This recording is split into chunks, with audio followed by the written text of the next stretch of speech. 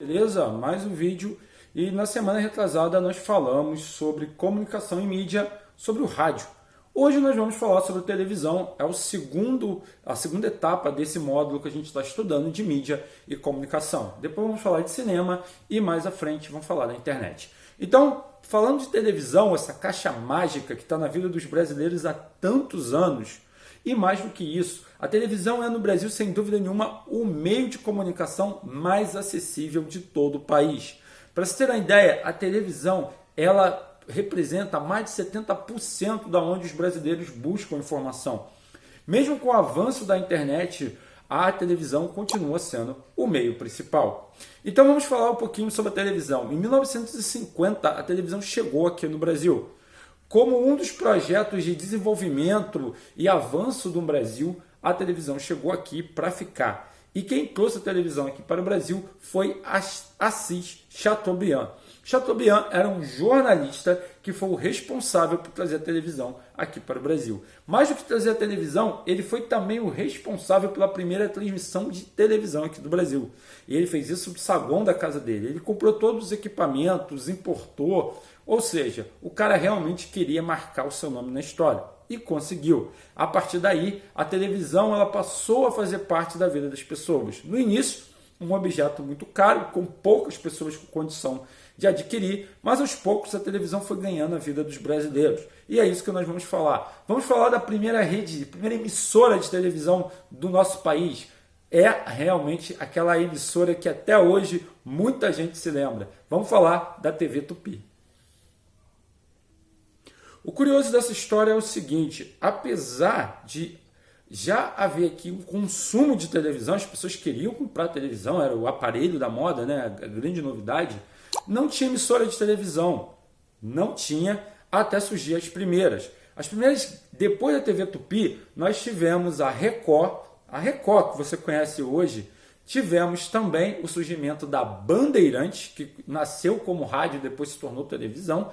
E também nós tivemos o surgimento das organizações Globo. Como vocês sabem, a emissora do Plim Plim é uma das maiores emissoras do mundo e produz conteúdo para diversos países diferentes, além de importar praticamente seus produtos para o mundo todo. E é essa história que nós vamos falar agora.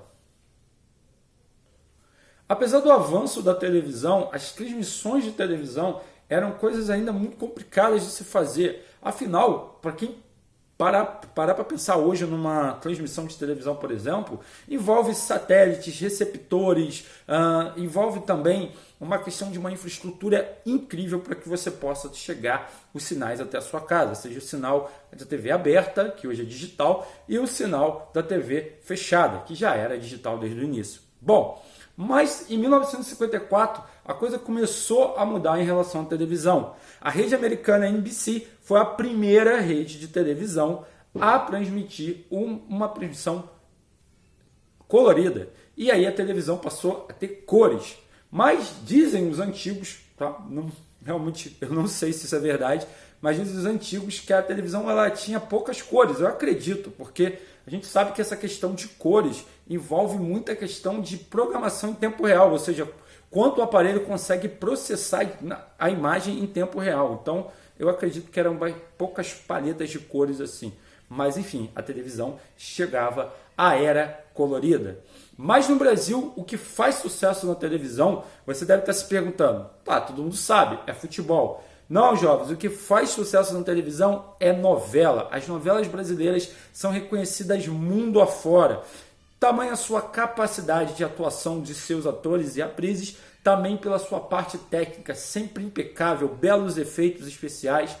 A gente pode dizer que a televisão brasileira só não é melhor do que os filmes produzidos por Hollywood. Mas a TV brasileira, sem dúvida nenhuma, é uma das melhores do mundo.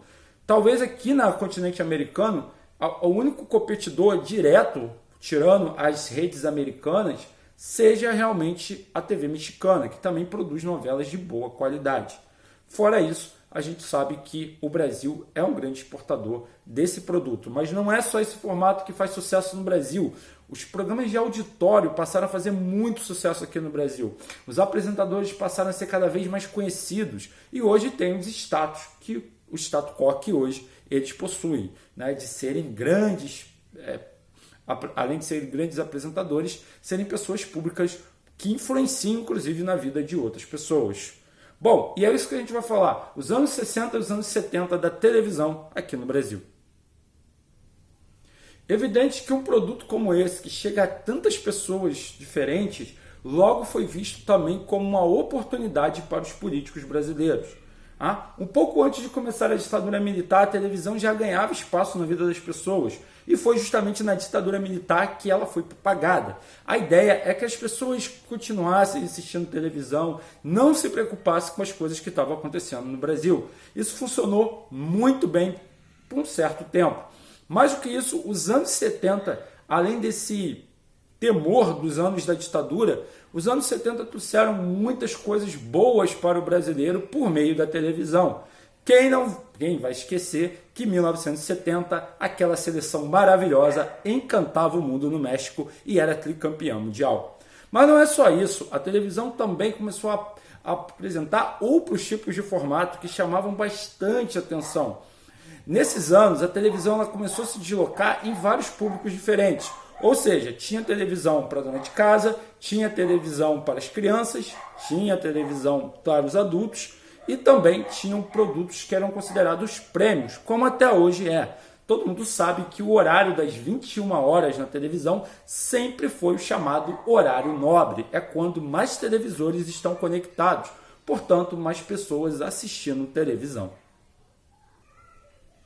Já os anos 80 trouxeram coisas diferentes. Os anos 80 praticamente, além de a televisão ser a porta de entrada para os atores e atrizes ganharem espaço e se tornarem cada vez mais famosos, o produto passou a ser muito consumido na televisão. É que os cantores passaram a entender que a televisão era o meio de seu trabalho chegar até as pessoas.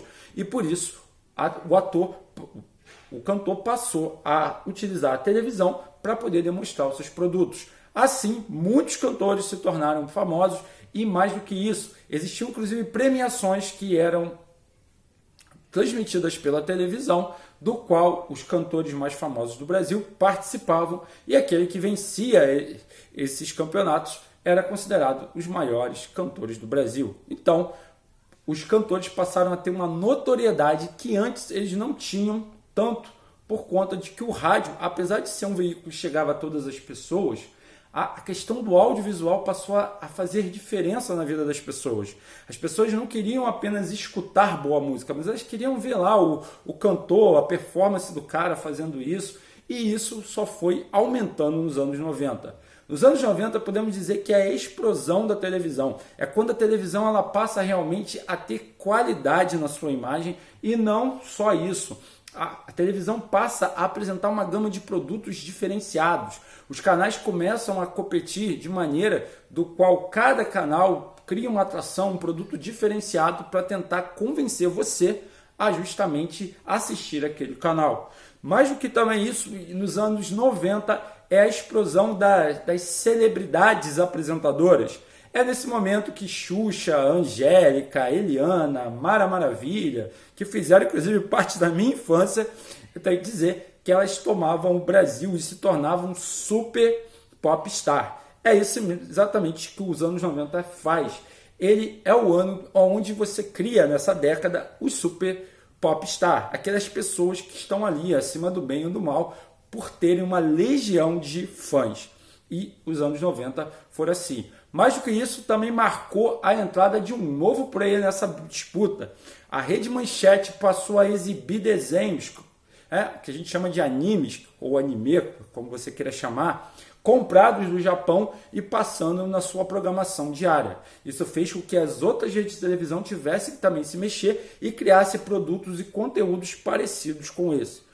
Então, o que aconteceu a partir daí? Tivemos uma televisão onde a audiência e a disputa por ela é palco até hoje de tamanha discussão. Então, televisões do mundo todo passaram a cada vez mais disputar espaço. E é exatamente o que acontece hoje. Lógico que hoje a televisão tem um novo concorrente, que são justamente os canais pela internet. Mas isso é assunto para a semana que vem. Beleza, pessoal? Então espero que vocês tenham entendido um pouquinho da história da televisão aqui no Brasil. Esse é o segundo módulo de mídia e comunicação. Semana que vem teremos o terceiro módulo. Vamos falar sobre a chegada dessa ferramenta que mudou a vida das pessoas também, é a internet. Isso é assunto para a próxima aula. Fiquem com Deus, até a próxima. Valeu!